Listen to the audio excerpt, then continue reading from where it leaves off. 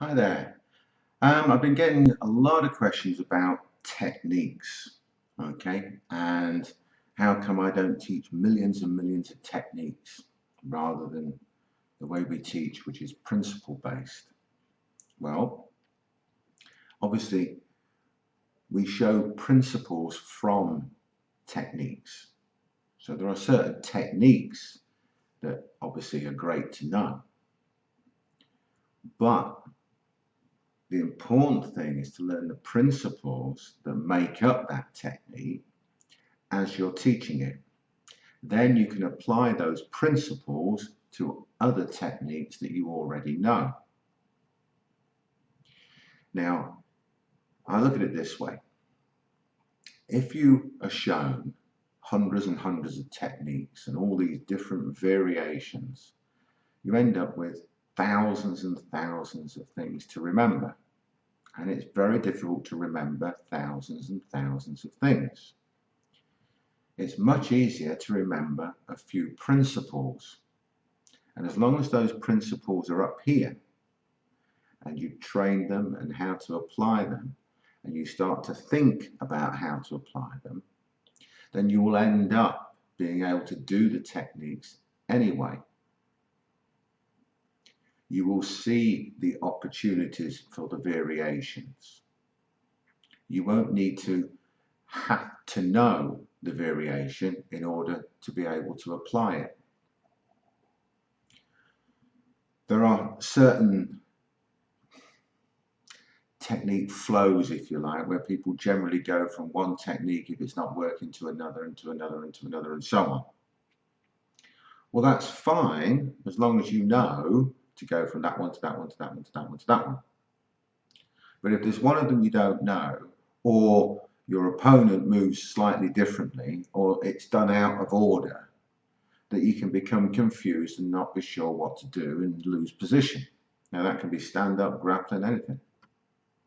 However, if you understand principles, then you've got much more chance of being able to apply something when your opponent does something wrong and doesn't do it how you want them to do it.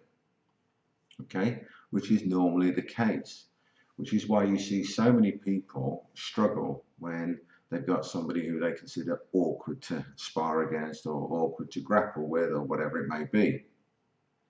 Now, obviously, some of these very high level guys, they may be doing that without realizing it, or they may just have been training that long that they can just do it.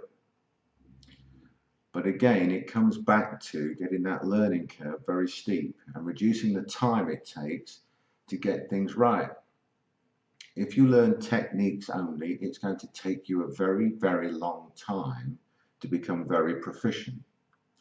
If you take the time now to learn the principles, then the techniques will come as you're training. You will know instinctively what to do.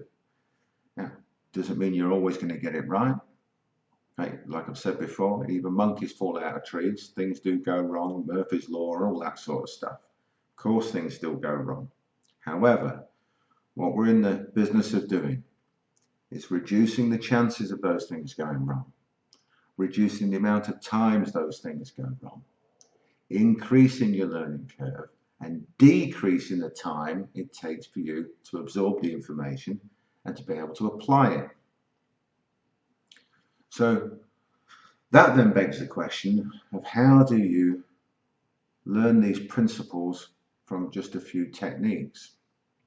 Well, take a technique that you know and know well. Take something that you're proficient at. Take something that you know you're pretty good at putting that on most people.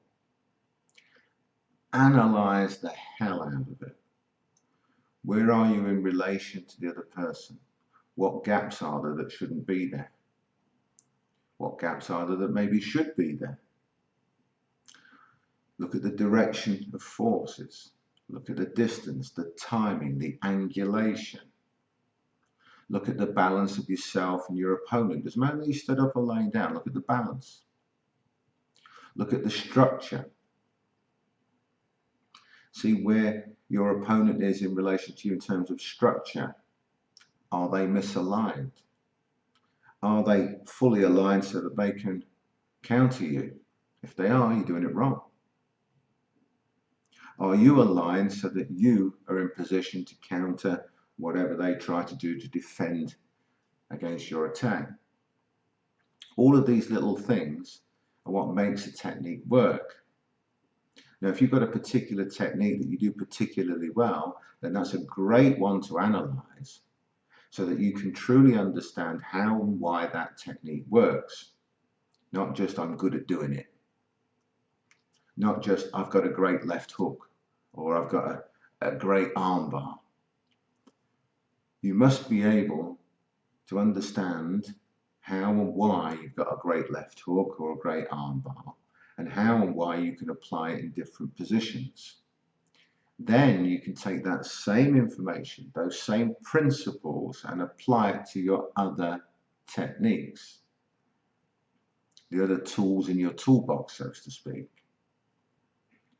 Now, the way I would normally teach this to people is that we'll take one simple technique.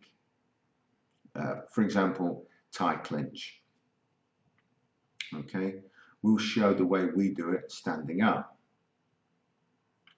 Then we'll show some other ways that tie clinch can be utilized in different areas. Standing grappling, on the floor, up against the wall.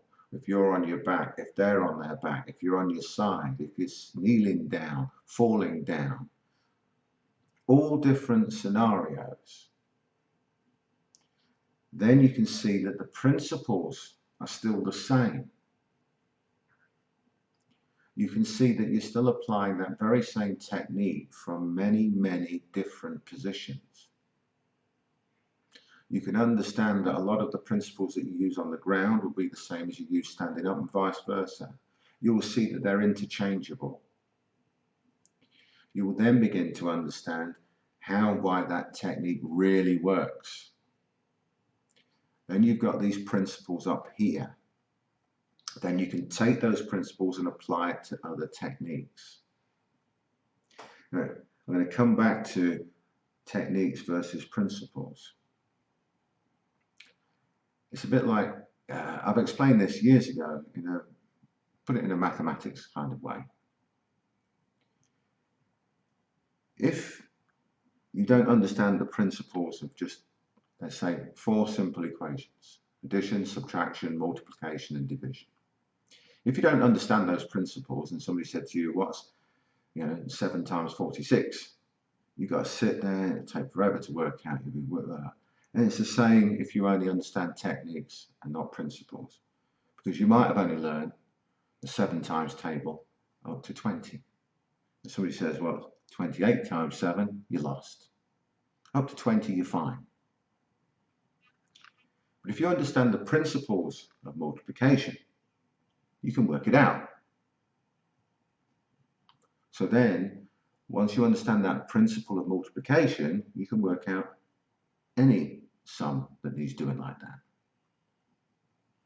And if you really understand that, you'll obviously understand division.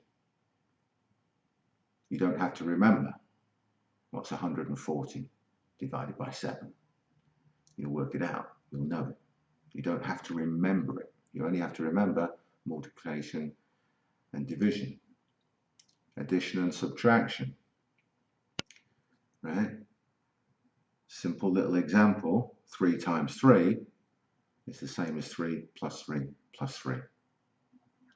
So you will understand from multiplication what is addition, and from addition what is multiplication, and so with division, blah, blah, blah.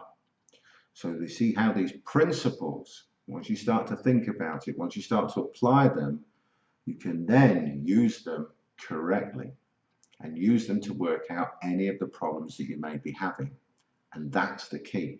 That's the way I like to teach, to give you the information in such a way that you can work it out for yourself so that you discover it.